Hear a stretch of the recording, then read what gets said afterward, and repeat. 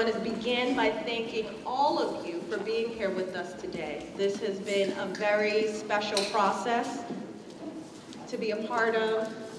This has been a very special time for us in Boston.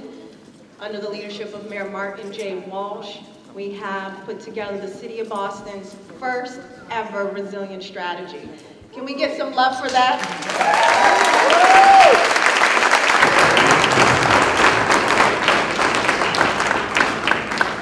So what is amazing is how many people came together to help put the strategy together.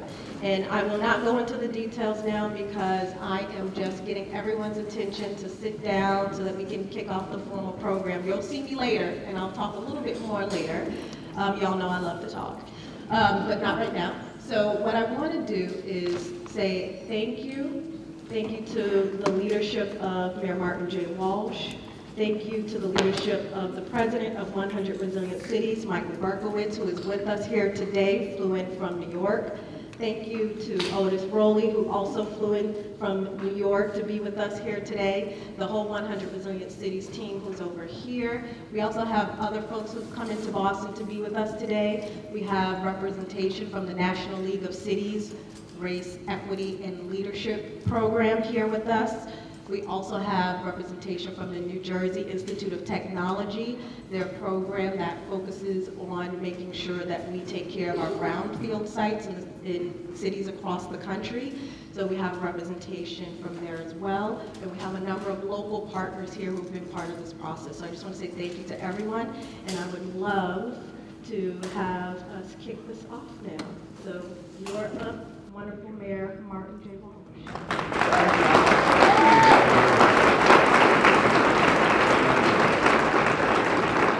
Thank you, Atia, and I want to, I'm not going to lose this microphone, don't worry.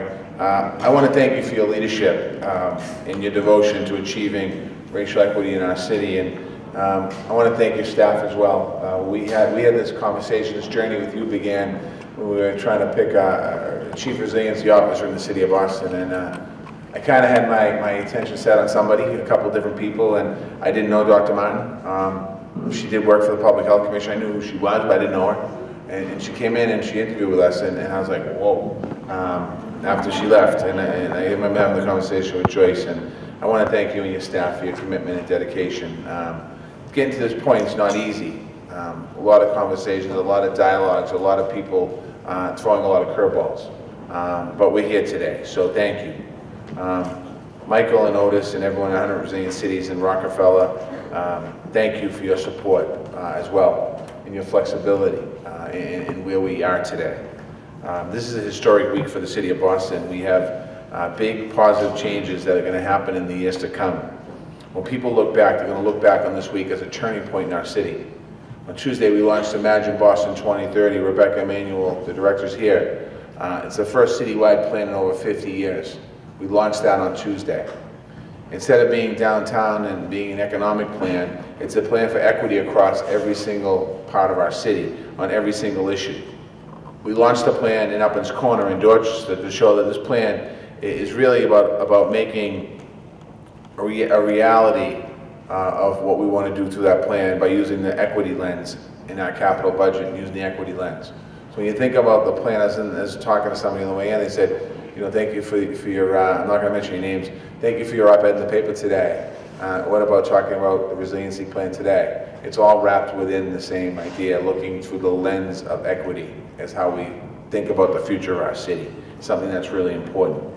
That equity lens was informed by expanding our resilience strategy.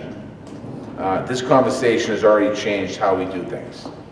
I was asked already by a reporter, what do you want out of this? This is not what I want out of this, and I want everyone to understand that. This is not about Marty Walsh. This plan is not about me. This plan is about Boston, Massachusetts. This plan is about the future of our city. This plan is about dealing with the challenges and the problems of the past, and how do we change it for the future.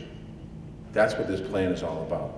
When we applied for 100 Resilient Cities, our core belief was that resilience lives in the strength of our social fabric, and the strength depends on achieving racial equity.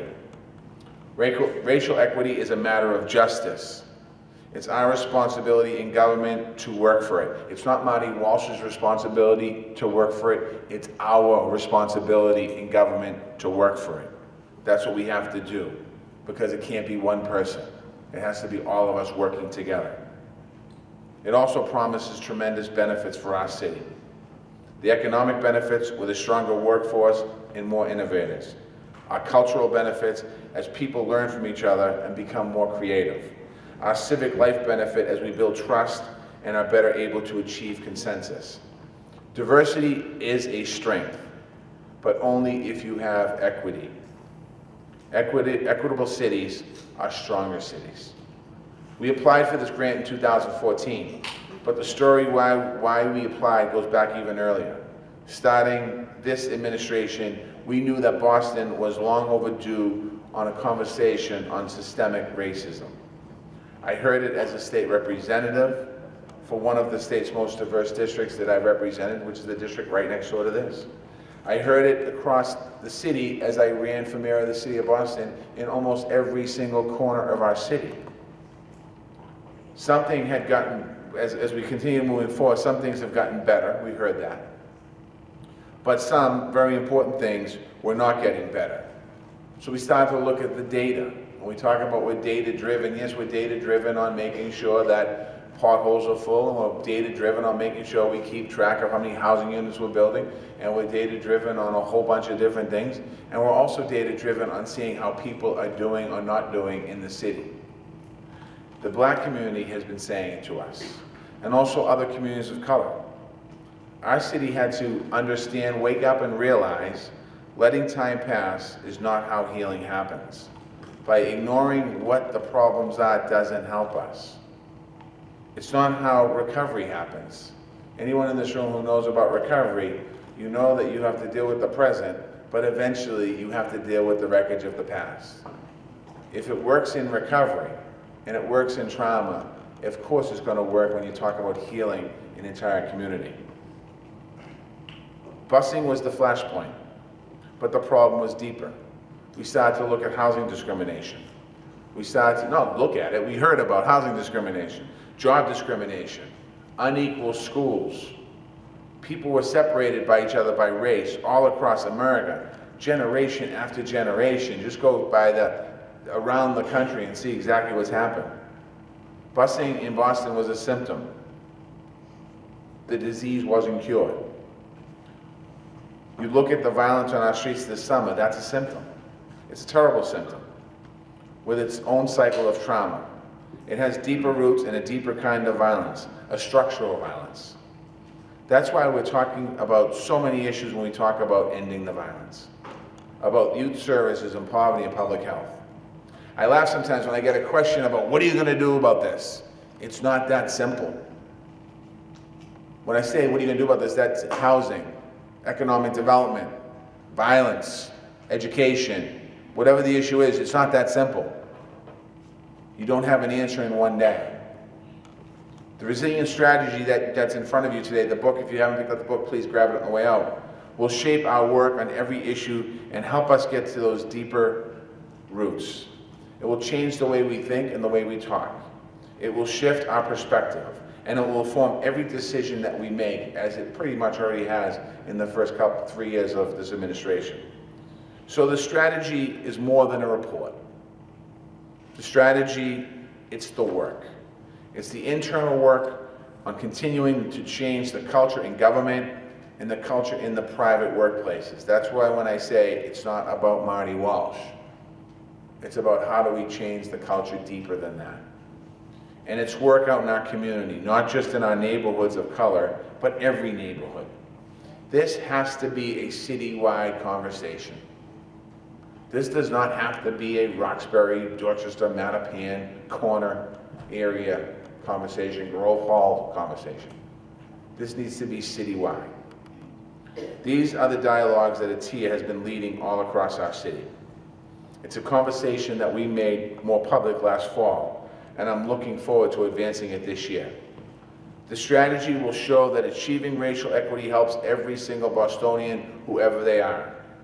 And it also shows the true and honest dialogue is a form of action.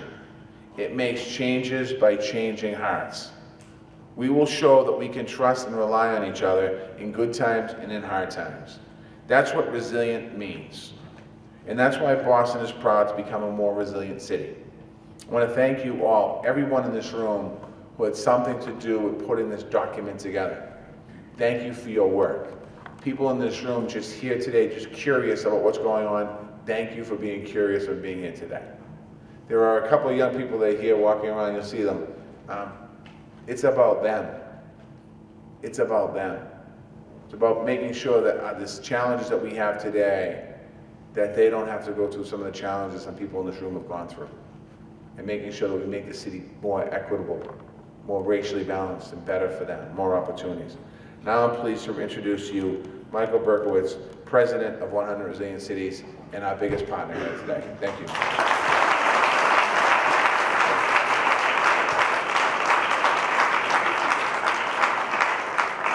Thank you, thanks Mayor, and thank you for your leadership on this, and thank you Atia for all of your hard work and inspiration over the last couple of years. I know it's been a long road, and it's one that's just beginning, but we'll talk about that in a second.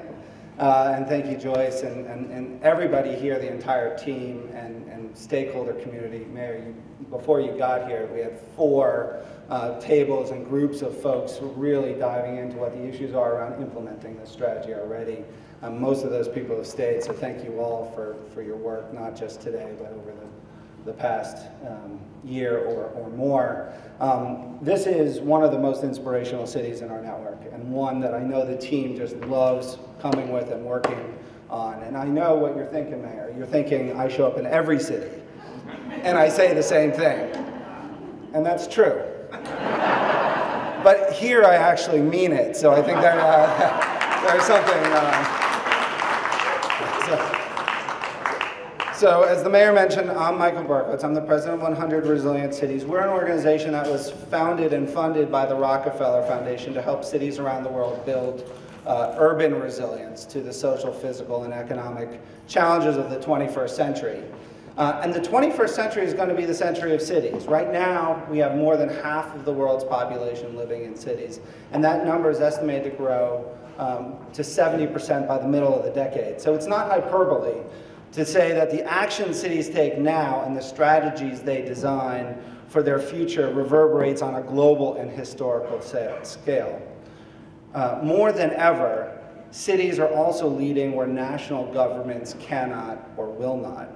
Whether because of partisan politics, ideological dogma, or populist appeals that prey on fear and xenophobia, many national governments today are failing to find solutions to combat the most serious challenges we face. More than a mere course correction, cities all over the world have the chance to change the conversation and really to elevate it to meet the needs of the 21st century, and many are already doing so. And Boston is one of these cities, which is why I'm so excited to be with you here today for the release of the city's Resilience Strategy. Boston is a leader in our network. There's no question about that. And the actions one's already taken and those developed through the strategy will have a deep impact on other cities in our network and beyond. Urban resilience is about a city's ability to survive disaster, but not just the sudden disasters, the earthquake, hurricane, terrorism, tornadoes, but also the slow burn disasters that tear at the urban fabric, often exacerbating the shocks when they do occur. These stresses include a lack of affordable housing, aging and inadequate infrastructure, economic inequality, and the breakdown of social cohesion, including, of course, from structural racism. People think that resilience is really about infrastructure and emergency management, and I know Atia and I come from the emergency management world, so resilience is certainly about those things. But as the mayor mentioned, one of the big differentiators between more and less resilient cities is social capital. It's equity. It really is one of the predeterminants that says whether or not a city performs better or worse in the face of a disaster. And I'll give you just one example from overseas. Think about Arab Spring of a couple of years ago. highly inequitable cities. You had one shock that no one would have predicted. A fruit vendor set himself on fire in Tunis, and a whole region burned. That's why equity is so important in a resilience context. It makes the entire city stronger. And that's why we're so inspired to partner with Boston. Boston's ability to integrate racial equity into the very process of creating its strategy and vision for the future sets it apart in our network. Through this focus, the actions and programs that exemplify resilience building, single interventions that address several challenges at once and produce multiple benefits, will enrich the lives of all Bostonians and make the city stronger in the process. Whether through transportation initiatives that target both racial and economic equity and climate change, or education programs that foster social cohesion, the city has created an important document that has the power to bridge one of the biggest inequity gaps in the country and create a model for others to emulate. Now, before I introduce Otis, let me leave you with one final thought, and it comes from Winston Churchill. This is not the end, he said. It's not even the beginning of the end. Rather, it's the end of the beginning. And what do I mean when I say that? I mean, this is a gorgeous strategy, and I know so many in this room shed blood, sweat, and tears in order to produce it. But if all we do is produce a strategy, beautiful and inclusive as it is, Atia, it's not going to be enough. In order for us to really change how this city works, we're going to need to implement the actions in this strategy. And we hope that we can be a partner with you on this. And this is not a 1-year or a 2-year kind of venture. This is the work of a generation. This is a multiple-year endeavor. And I want to commend the mayor for taking the first and courageous step here. And because of the urgency of this work, we collaborated with the city late last year when you released the blueprint, a preview of this strategy and its focus on racial equity. Otis Rowley, our regional director for North America, was in Boston then to unveil this work and participate with the city, and has worked very closely with Atia. So I think it's fitting to ask Otis to come up and give a few remarks. Thank you very much.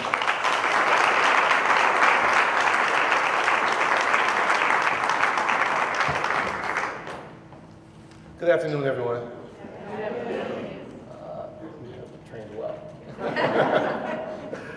So thank you, Michael, Mayor Walsh, Dr. Martin. I'm excited to be here today for the release of Boston's Resilience Strategy. It's a milestone for the city and for our partnership, and it has been truly a collaborative and inclusive effort. It definitely stands apart in our network. This is the 32nd of our resilience strategies to be released out of our 100 cities, and I'm slightly biased, but it is our best one yet. Oh, you can clap on that.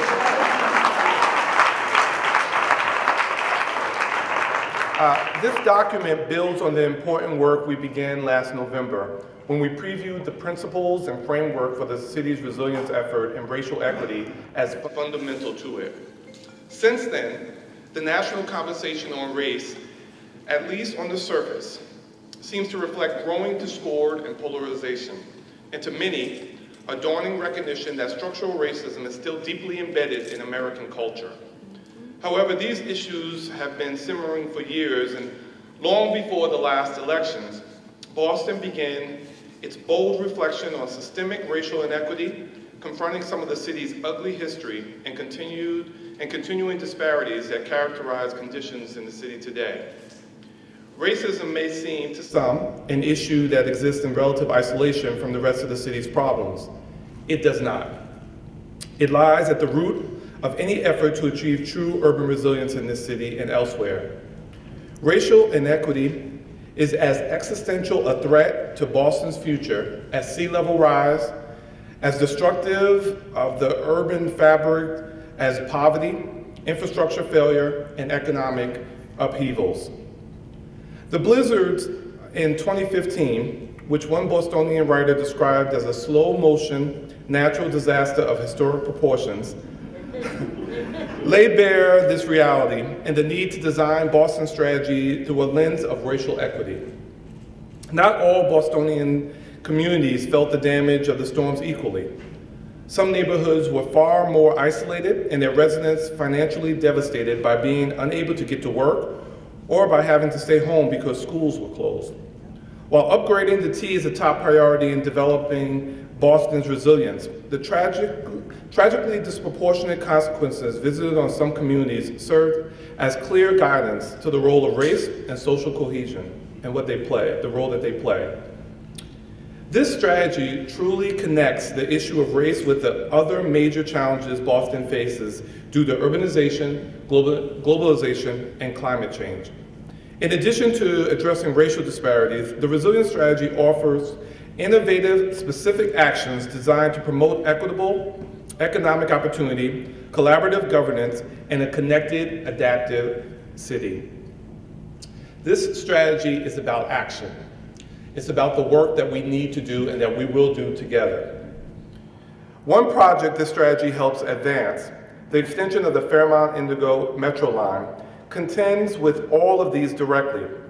The city has identified that line as a key corridor for expanding access to opportunity for underserved communities of color, providing greater economic and education opportunity, and developing greater social cohesion for previously isolated communities. Due for completion by 2021, the extension will bring regular rail service to within a 10-minute walk of an additional 1,200 households via 3 new stations. The project also consists of service improvements and conversion to high-speed rail service, ultimately creating a regular commuting options for neighborhoods, mostly of color, that both disproportionately rely on mass transit and live further away from job centers. Other innovative interventions include a racial equity toolkit for government to understand how racism plays a role in public policy and programs. This is a big deal. Let me be very clear. This is a really big deal for this to be in your strategy and for you to have the courage to say this is how we are going to do business moving forward. It is not just great for Boston, it is great for our network, it is great for our nation. And as usual, Boston is leading the way. So not only does this affect public institutions and the city's institutions, but with individual Bostonians, they will have an opportunity to a citywide learning series on racism that facilitates the difficult conversations and essential reflections that we need to have if we are serious about confronting institutional and systemic racism. The strategy was formed through a kind of engagement that had not been seen in our network before. Let it be very clear. There are those who talk about public engagement and they're not really serious, all right? They say we're gonna reach out to the community and find out what they're concerned about and how, what they have to say. And then a draft is produced and we go back and say, well, community, what did you think? And often the public sector has made up their mind already. And it's false engagement. You made it very clear from the door that that was not acceptable in Boston. And you engaged and re-engaged and communicated and collaborated in a way that is a model for our network. And so our Wave 3 cities, the last 33 to join the 100, had a real example of how to do it right.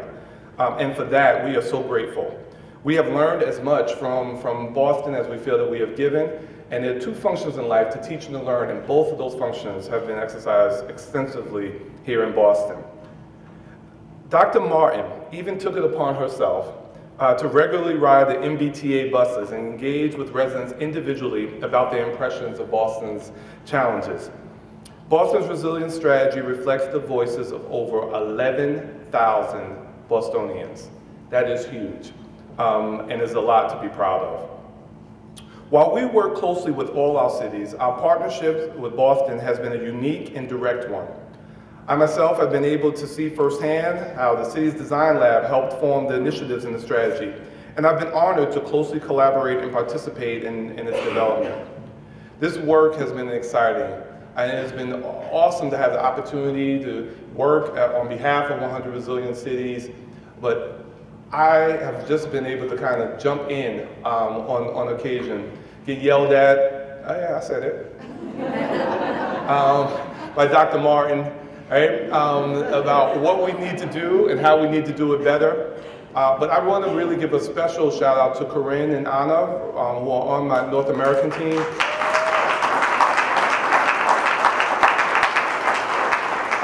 Because while I definitely kind of rolled up the sleeves, took some punches where necessary, threw them when Dr. Martin told me to as well, but it was Corinne and Anna who did the yeoman's job in terms of representing 100 RC in this partnership, and so thank you both for that hard work. So I just want to kind of close focusing in on this fact, that as Boston's embrace of the resilience building process is reflected in the many other plans that have been put out there. I am excited because Boston did something that many other cities failed to do. There are a little bit over 11 total other plans that have kind of come out simultaneously. The strategy and those plans talk to each other. They are linked in a way that I would love for you to do a course to other cities about how to link plans and strategies in a way to help to set yourself up for true implementation. This is a model, Boston, and I'm excited about that, and I'm excited about the comprehensive plan also being a rallying document over 50 years. And you have a comprehensive plan that really rallies all of these together. So thank you for that. I will close with saying this, Mr. Mayor, I was told by one of my mentors that first-rate people hire first-rate people, and second-rate people hire third-rate people. Right? That the sign of a great leader is one who hires other leaders, invests in them, recognizes their strength, and builds their muscles. You have done that, and it has been a privilege and an honor to work with your team on this work. And my highest privilege has been working with Dr. Martin.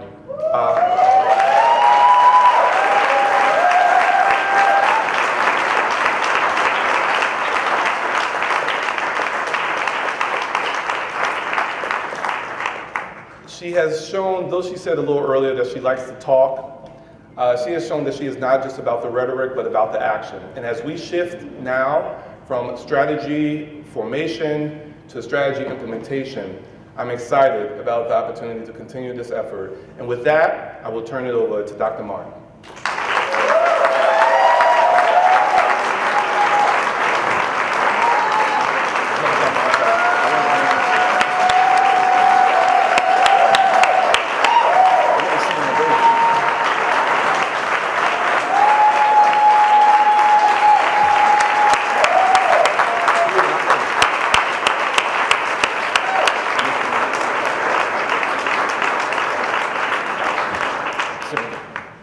Before Dr. Martin comes to the microphone, I just want to, first of all, acknowledge the great work her and her team has done. They really have done great work. This is not easy work.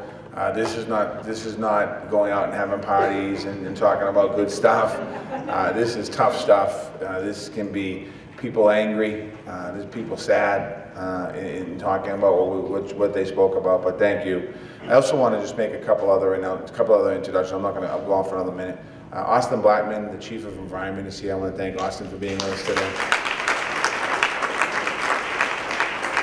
Felix Arroyo, Chief of Health and Human Services, with us today. Thank you, Felix.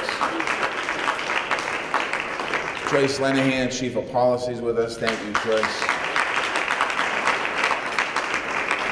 Megan Costello, Office of Women's Advancement, is here with us today. Thank you, Megan.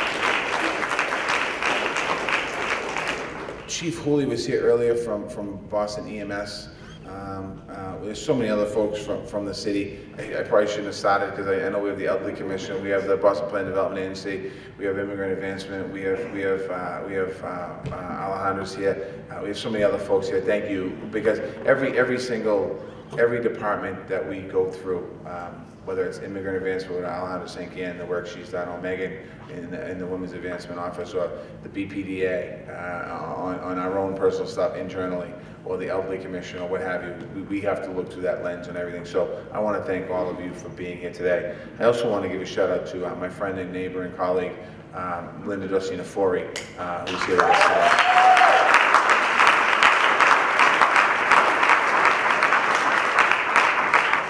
Senator Forey has a unique perspective on the racial lens. And I think that, you know, in the fact that she grew up in Uplands Corner, she is a daughter of immigrants, and you know, just her whole story understands of what we're talking about here. So again, I want to thank you, and now I'm going to turn the microphone back over because, Otis, I don't want to get yelled at. Dr. Atia Martin.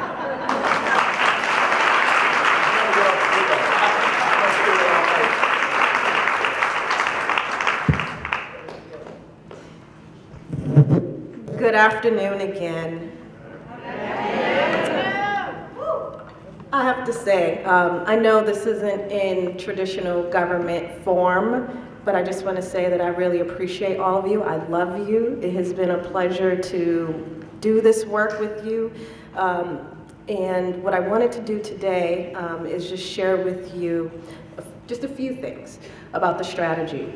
Number one is, it is a labor of love.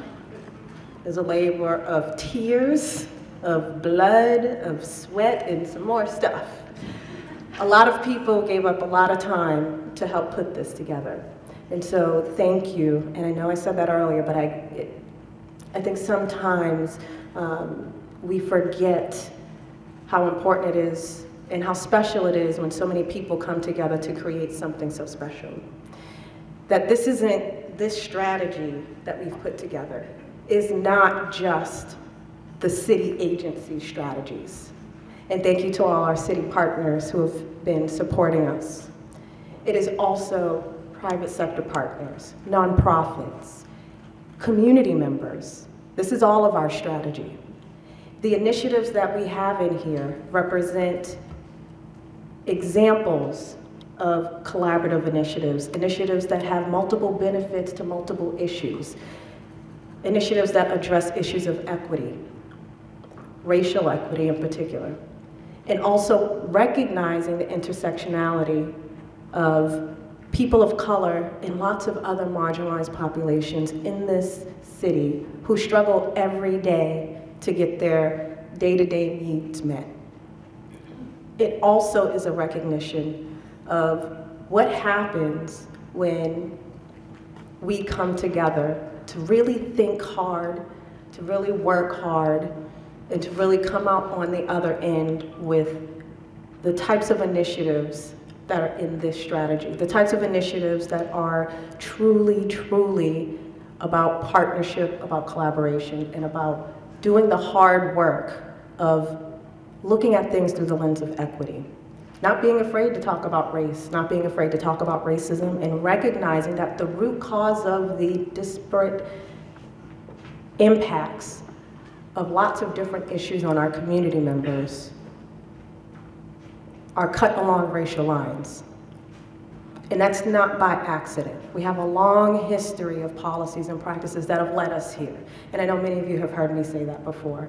But it's important for us to acknowledge that, and to acknowledge that in today there are things that are happening that our communities are struggling with, and that we can do something about. Racism is something that was created, and it is something that can be eradicated by us. And so the question is, what kind of city do we want to be? Mayor Walsh talked about it, President Berkowitz talked about it, Otis Rowley talked about it. This idea that we want to be a city that is equitable, that's always working towards that we are always using the resilience and racial equity lens, that we are building our muscle to be able to do this work. This is a practice. It means that we are always having to do this work, because anytime we falter, anytime we stop paying attention, we slide backwards. Anytime we get too comfortable with our success, we slide backwards. So this is about us being committed to this for the long term. This is not short-term work.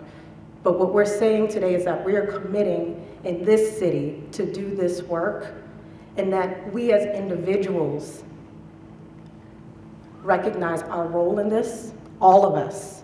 No one is exempt from playing a role in either supporting the system of racism or working to dismantle it and working towards advancing racial equity. This has been a long year and a half, a little more than a year and a half now, a year and 10 months, I think, now. And I am just really grateful for this opportunity to be a partner with all of you. I'm a little bit emotional right now, so I'm trying to rein all that in because I recognize all the sacrifice that so many people had to make for today, including my team. So Denise, Rory, who's sitting in the front row.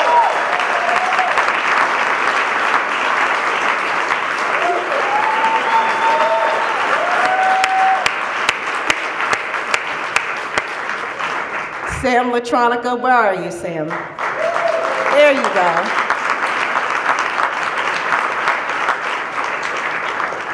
And Kathy Downey is not here with us, but she helps to do stuff behind the scenes, like getting our calendars together and helping us coordinate meetings and all that stuff. We have to also acknowledge those behind the scenes people. There's another person who's here, or another group of people who are here who have been part of the team, and they're kind of spread all over here. If you have ever volunteered, interned, or been a fellow in the office, formerly or currently, will you stand up, please?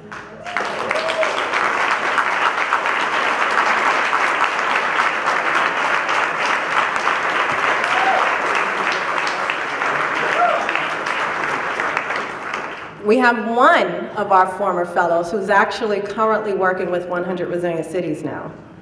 Where are you, Will? There you go. That dapper young man in the blue suit. Yes, yes, that's right. And one young lady that stood up, you can stand up again and start walking your way up here to be right next to me, my dear. So this lovely lady right here is Maggie Noel. She was one of the two founders of Black at BLS, which was one of the movements that helped to shed a light on the struggles of children of color who were matriculating through Boston Latin School. The bravery that this young lady and her partner in crime, who's not here with us today, have shown us is a model.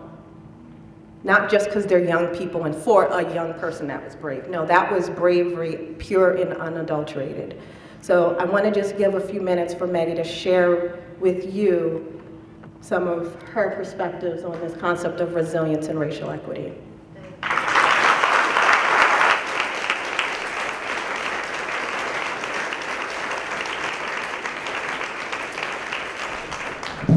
Before I start, I wanted to read an excerpt from one of my favorite poems, Caged Bird by Maya Angelou. The free bird thinks of another breeze, and the trade winds soft through the sighing trees, and the fat worms waiting on the dawn-bright lawn, and he names the sky his own. But a caged bird stands on the grave of dreams. His shadow shouts on a nightmare scream. His wings are clipped and his feet are tied, and he opens his throat to sing. The caged bird sings with the fearful trill of things unknown and longed for still, and his tune is heard on the distant hill, for the caged bird sings of freedom. Good afternoon, my name is Maggie Noel. I am a class of 2016 graduate of Boston Latin School, and I am currently a rising sophomore at Spelman College, where I'm pursuing a history major. I love my school too, yes, Spelman. Where I'm pursuing a history major with a minor in Africana Studies, basically, and sociology. And when I was granted the opportunity to speak, I had to really stop and ask myself, what does resiliency mean to me? My mom has always described me as resilient and determined, so this word has always been thrown around during my childhood.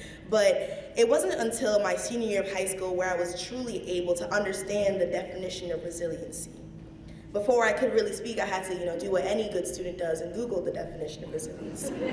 So, by definition, it means the process of adapting well in the face of adversity, trauma, or tragedy, or any significant source of stress. So the ability to bounce back from issues, right? Basically, being resilient is about determination. It is about moving forward fearfully. Yes, I said fearfully, not fearlessly, because fearfully meaning is where the real bravery and courage comes in. It's when we recognize that tackling certain issues within our community is going to be hard. However, we have to move forward despite. always forward despite our own insecurities and fears. Now, I learned these lessons being president of BLS Black, which stands for Black Leaders Aspiring for Change and Knowledge. And as one of the catalysts for the campaign, Black at BLS, we were pushing to raise awareness to the experiences of students of color within our education system, but also within our city. We wanted to promote student and youth voice. We wanted transparency from our administration and also a chance to hold them accountable to these promises to us. Now, all of the issues that we are facing within our school system as students of color are simply manifestations and symptoms of the larger issue. And the root of the issue is racism within our society, within our city, within our communities. We are hoping to address these issues and uproot it from the problem. Now, our city has been plagued with the issue with this disease for a little while, from the beginning. And referencing my poem earlier, we are the cage bird that is holding strong to these traditions and the history without really understanding and internalizing our role in these systematic inequities. This resiliency strategy launch is us as a city opening our throat to sing. It is the beginning in destroying the system and rebuilding. I'm so honored to be in a room filled with people who are willing to be involved in this work. So thankful for the Moore office and community partners, and of course, the residents of Boston who are willing to step forward and say, the time is now. But this is only the beginning. We are stretching for the marathon, we're just warming up. The thing is, nothing can be done without the implementation and integration of genuine youth mind and youth voice. Now my charge to you is to speak with at least 2 youth in your community. Ask them, what do they need to have the best future? And how can we alleviate and dismantle the roadblocks of racism and inequities? Now, remember, forward, always forward. Thank you.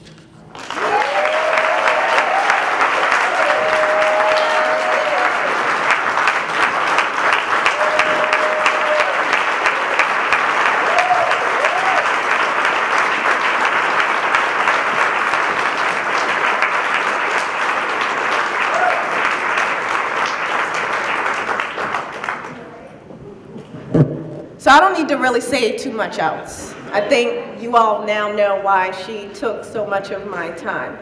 So we are going to transition now to the wonderful Mr. Carlos Barboza from Center for Teen Empowerment, who is going to close us out for this part of the session.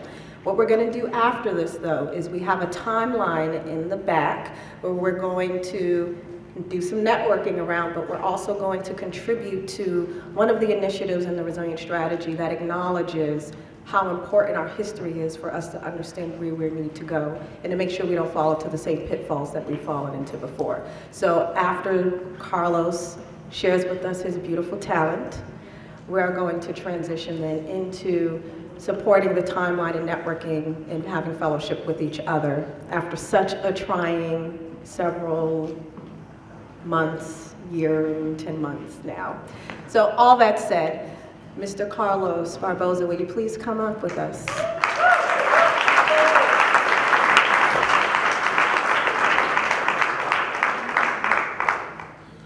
Like Atia said, my name is Carlos Barboza. I live in Dorchester, Upham's Corner. I work with the Center for Teen Empowerment, where we give youth a voice for agents of social change. And this fall, I will be starting college. I'll be going to Framingham State. And I will be a history major with a minor in secondary education, because I want to be a history teacher. So yeah.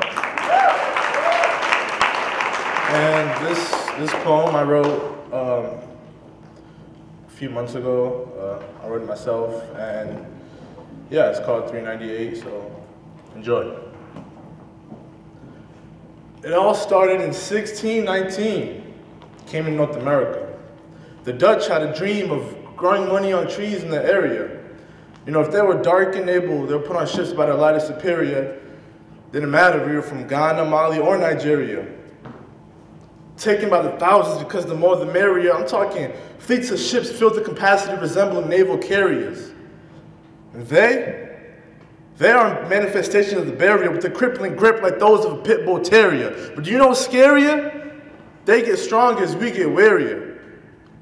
Look at me. What does society tell you to see? They say we're loud and ghetto. I'm plucked, down goes the pedal. The dead fly with the vessel, down below sea level. They say we're ratchet, a metaphorical drama magnet. But with her nappy hair, she's a queen in a pageant. Neglected chocolate soul full of talent. The best brass brush in the palette. Our history is cynical, to where a criminal of color is no longer individual, but rather a number that's not critical. Charcoal characteristics gleaming in the sad sun. Blurry perception perpetuated through a gun. Marked members talking negativity with the nun. Man, I tell you, this life ain't fun. Magnificent minds with potent power, picking petals off the frigid flower. I'm tired of it, but we're all in this. But just in case, this is the opposite of literal shunning. The topic is race, but we're still running. Their plan is on pace and very cunning. The evasion proved whimsical. We're the same but different, like the poly exclusion principle. My black sisters, you are formidable. Your presence and beauty is nothing but nutritional. My white sisters, don't feel left out and miserable. You too are pivotal. My black brothers, they hang and shoot and hate us for our color. My black brothers, we're labeled and chained as soon as we leave our mothers. My black brothers spread love instead of drugs amongst one another. My white brothers, you might feel smothered since the dust covered, but it's okay, you can recover and rediscover how they're undercover. Now tell me this, have you seen what rose from the abyss? Ships with wheels, now does that make sense? And the shackles never came off. They're on their way to the penitentiary with busloads of black men, because attacks are still elementary. And once I'm in, to leave the system, that could never be. Once you go through that entry with the chained assembly, that's just rewriting the 17th century. But wait, isn't that a distant memory? No, people, look around. This is our humanity right now. We're all so obsessed with our own vanity, we're not looking through this insanity. My brothers and sisters, we're a little misguided, but we're here to make straight to the lopsided. Thank you.